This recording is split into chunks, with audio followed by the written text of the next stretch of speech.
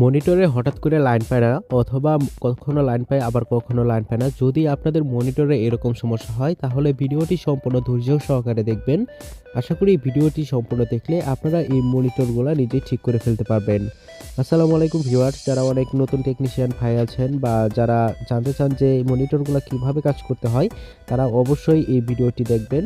তো প্রথমত আমরা এই মনিটরটি খুলে নেব। দেখতে পাচ্ছেন পিছনে একটি নক দেওয়া থাকে, এখানে চাপ দিয়ে যদি এটি টানেন তাহলে এটি খুলে যাবে। তো যেহেতু আমি একাই ভিডিও করছি তাই এটি কীভাবে খুলতে হয় সেই সম্পূর্ণ বিষয়টি দেখানো যাচ্ছে না। তো ভিউয়ার্স দেখেন, এর ভিতরে যে সার্কিটটি দেখতে পাচ্ছেন, প্রথমত আপনারা যে কাজটি করবেন, আপনারা ভালোভাবে খেয়াল করবেন এই সার্কিটের উপরে কোথাও লাইন মিসিং আছে কিনা। তো এর জন্য আপনারা ভালো করে থিনার দিয়ে পরিষ্কার করে এরপর দেখতে পারেন। তো আমি এখানে ভালো করে খেয়াল করেছি, এখানে কোনো লাইন মিসিং নেই, এখানে মূলত ভোল্টেজ প্রবলেমটি সমস্যা। আমি আপনাদের সমস্যাটি মেজার করে দেখাচ্ছি।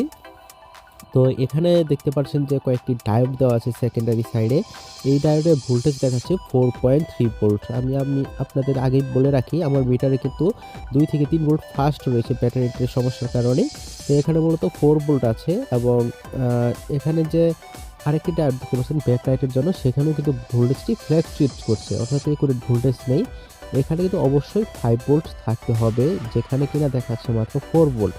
সেজন্য মূলত আমার এই মনিটরটি কখনো লাইন পায় আবার কখনো লাইন ছেড়ে দেয়।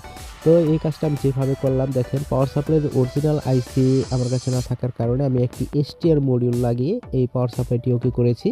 তো এই এসটিআর মডিউলটি কিভাবে কানেকশন দিতে হয় সেই সম্পূর্ণ বিষয়টি ডেসক্রিপশনে একটি ভিডিও দেওয়া থাকবে, সেখান থেকে আপনারা দেখে আসতে পারেন। তো দেখেন, এই এসটিআর মডিউলটি লাগানোর পর এখন কিন্তু এই মনিটরে লাইন পাচ্ছে। আগে যে সমস্যাটি ছিল সেটি হচ্ছে লাইন দিলে কখনো লাইন পেত আবার কখনো পেত না, আর পেলেও কিছুক্ষণ পর চলে যেত। তো দেখেন, এখন যদি আমি আপনাদের ভোল্টেজটি মেজার করে দেখাই, এই যে এখানে দেখেন 5.5 চলে আসছে। এখানে অবশ্যই আপনাদের 5 ভোল্ট থাকতে হবে, যেহেতু আমার মিটারটি ফাস্ট রয়েছে এবং ব্যাকলাইটের যে ভোল্টেজটা সেটা কিন্তু 21 ভোল্ট চলে আসছে।